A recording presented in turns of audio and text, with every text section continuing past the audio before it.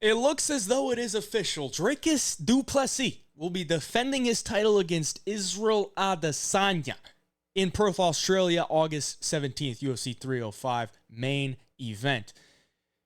What are we thinking about this? Because I see a lot of people that are pissed off in these comments, because you look at these comments, you see Sean Strickland, gif right there, undeserved title shot, unlimited title shot glitch, title shot off a loss is crazy work. Everyone and their mom knows that Israel Adesanya did nothing to get this title shot against Dricus. The only reason they're making it is because it is going to sell like crazy.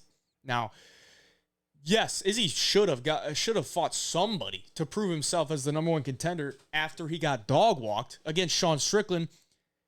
But at the same time, this is the UFC. They're going to make the money fights. This is a money fight. The fight that they've been trying to set up for the longest time, ever since Dricus knocked out Robert Whittaker in the number one contender fight.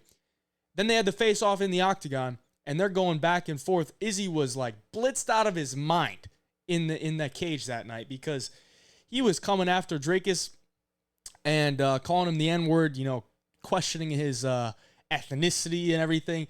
I think a lot of that is taken out of context. Like, Dricus kind of stood on business. I got to give it to him.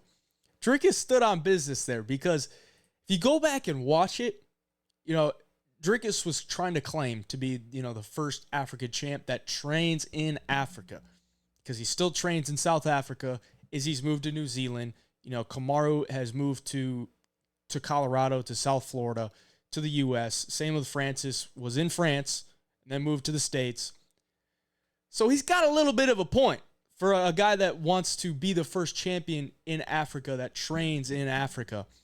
But at the end of the day, get all these race bait types of stuff. It's never great for publicity. But I got to give it to Dricus. He stood on business. He's still standing by it. So we're going to get the battle for Africa in Australia, which doesn't really make any sense to me, because at the end of the day, Adesanya has his ties to New Zealand, and New Zealand is right next to Australia, so he's kind of got the home field advantage. So DDP is going to have to defend his title in enemy territory. Now, the question does become, we saw Adesanya and Strickland in Australia before, and Sean Strickland seemed to be the fan favorite in Australia. So is it really in enemy territory? I don't know. But that is Sean Strickland, and a lot of people, as you can see through these comments, fan favorite. And I don't really see a lot of people liking either of these guys. Like, I don't think Adesanya has some major meat riders, don't get me wrong, but ever since all the dog stuff, him losing to Strickland, I think he's lost a lot of fans there. And Dricus has literally never had that many fans. Just never. He's been winning fights. He's the middleweight champion of the world, but he doesn't really have diehard fans. I'm a fan. I'm a fan because he's made me a lot of money, because I've been betting on him every single fight since the Trevin Giles fight, which was his second fight in the UFC. And he's usually, a little bit underrated. And I think there's a big aspect in this fight that people are overlooking. The big aspect that a lot of people are overlooking is because Dricus has done most of his work in the UFC on his feet. But the aspect we're not looking at here is that Dricus du Plessis actually has more wins by submission than he does by knockout. And if you look at Adesanya, where he has struggled, it's against guys that are very physical and that move forward. You see that here with Sean Strickland. Sean Strickland, a guy that moves forward, very hard to get to move backward. Alex Pereira, very physical, moving forward. Now, he knocked out Alex Pereira, but is that the most fluke knockout in UFC history or what? Because it was a picture-perfect knockout. I have it on my wall, so I'm not hating right now. I have that picture of Adesanya standing over him, going like that, because I was there in person, and it was crazy to watch. Iconic stuff. But was it a fluke, man? Because Pereira was beating him up. Pereira looks like an absolute stud, like he can't lose now.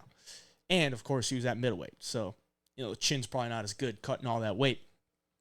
And then, of course, you look at the Jan Blachowicz loss. He gets taken down. He just gets outworked, out-muscled, and out-physicality. That's exactly what Dricus du Plessis is going to do. Like, you look at his record. He got outstruck by Sean Strickland, but still managed to get Strickland down 6 times. Did he do anything with those takedowns? Not really. But Sean Strickland, I think, is one of the best defensive grapplers, like our most underrated defensive grapplers. You can get the guy down. It is tough to get him down, but when you get him down, he's right back to his feet every single time. And you look at these stats, he's getting takedowns. He's outworking guys. He's outworked every single one of his opponents other than Sean Strickland. And Sean Strickland, you're not going to outpoint Sean Strickland. Nobody is going to outpoint Sean Strickland. Now, nobody on this planet. So for him to not outpoint Sean Strickland, I don't care. But 31-62 against Whitaker, 71-37 to Brunson, 86-35 to Darren Till. This guy is all output, all pressure, and he has the grappling upside here. Adesanya, he's a point fighter. He's a point fighter that looks to catch you with stuff. Could he catch Dricus du Plessis with a big shot and knock him out? That's where I think most people are thinking his path to victory here is. But are you really going to count on Izzy to land one big power counter shot? I don't know. That seems like a bit of a wish, or like wishful thinking. You're just going to wait the entire fight for Izzy to land one big counter shot. It seems like I think DDP has actually a better chance to win this fight. So early pick, I'm going to go with my boy DDP right here because I think he's got more ways to win. He's got insane pressure, and the big question for him when he was fighting Strickland was his cardio. He went 5 rounds, and he went 5 rounds hard. Like, that pace in that fight was insane. So I think he checks off the cardio questions. He's got the grappling edge, and on the feet, he hits like a Mack truck. He hits hard. Those shots he hit Whitaker with were hard.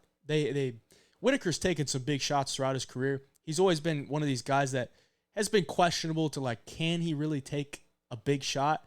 And that was a big reason why I took du Plessis against Whitaker. It's like the forward pressure, he hits hard.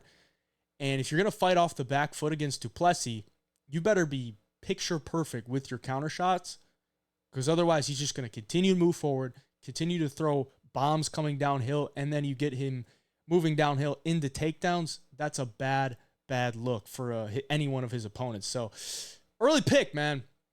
I got to ride with my boy du Plessis until he proves me wrong. Undefeated in the UFC. I mean, he's only got 2 losses on his professional record. And his latest loss was at welterweight when he got knocked out. So I think at 185, his chin is a little bit better. This dude's massive for 185, too. He's huge. And Adesanya, I think, could just get bullied out there. I really do. But contender Izzy does seem to be a different breed. You know, he's coming off a loss. He's going to be the contender here. He's not going to be the champion. We saw last time when he's coming off a loss, he knocked out Pereira, which looked like something that just could not happen. And he made it happen. So I'm not going to completely count out Izzy in this spot. But early on, this early pick, I got to go with my man DDP. Let me know who you got down in the comments. Like and subscribe if you enjoyed. Until next time, hey, Job Picks. We out.